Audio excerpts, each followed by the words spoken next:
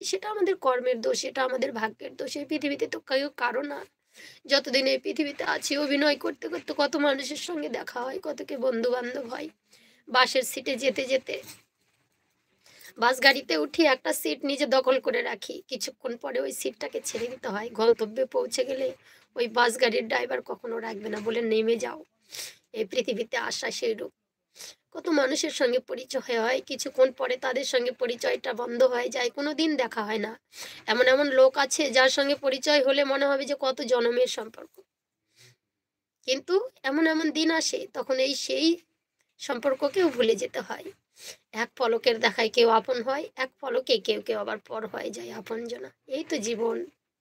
তাই তো গানটা লিখেছেন কবি, চলে যায় যদি কেউ বাঁধন ছিঁড়ে, কাঁদিস কেন মন, ভাঙা গড়ায় এই সংসারে আছে সর্বক্ষণ। আজকে তোমাদের সঙ্গে কথা বলছি, কালকে তো নাও বলতে পারি। আজকে পৃথিবীতে কখন মাটির সঙ্গে এই দেহটা মিশে যেত। গোবিন্দ রেখেছে কৃষ্ণ কথা বলবো, শুনবো। গোবিন্দর হয়তো ইচ্ছা ছিল আমার মুখে কৃষ্ণ কথা বলাবে। চেষ্টা করছি, জানি না কতটুকু পারবো, কাজের চাপে পিছিয়ে পড়েছি। আপনাদের আশীর্বাদ, আপনাদের ভালোবাসায় এত দূরে এগিয়ে এসেছি। সত্যি দিদিভাই, হ্যাঁ দাদাভাই, সত্যি কথা বলছি, সত্যি বলছি। আমরা শুধু অভিনয়ে আছি গো।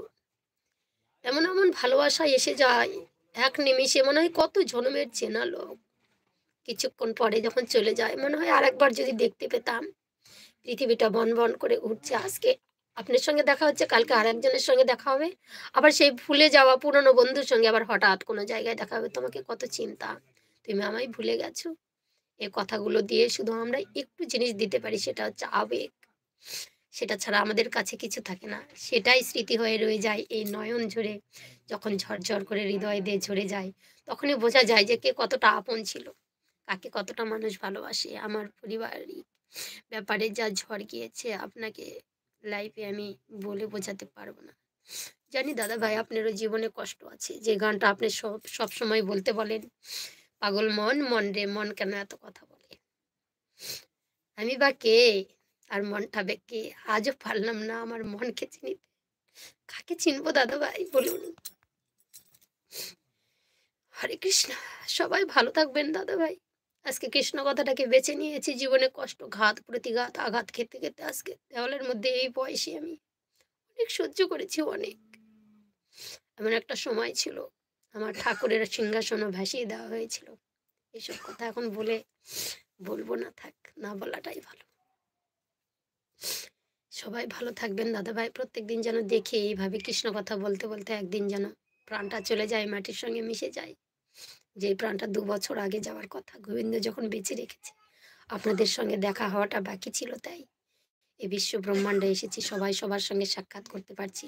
এত বড় একটা প্ল্যাটফর্মে এসেছি, এটাই তো আমাদের ভাগ্য। এই জন্মে এই বয়সে এত কিছু পেয়েছি, আর কি, এটাই সব থেকে সুখ দাদা ভাই। এটা নিয়েই থাকুন। হরি বল হরি বল হরি বল, হরে কৃষ্ণ। রাধে বল, প্রেম সে বলো রাধে রাধে।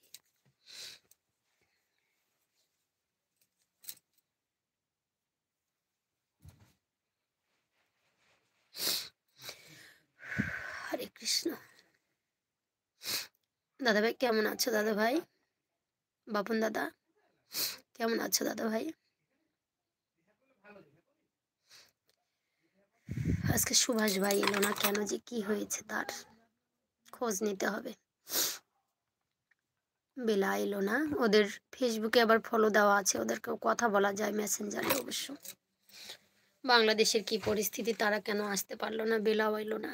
তবেই তো গোবিন্দকে পেয়েছেন।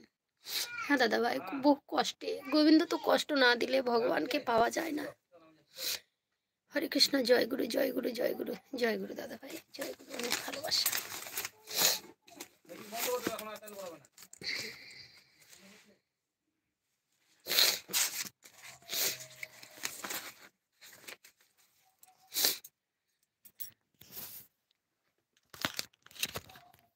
একটা লাস্ট গান করে আমি লাইভটা কেটে দেবো দাদা ভাই, ঠিক আছে?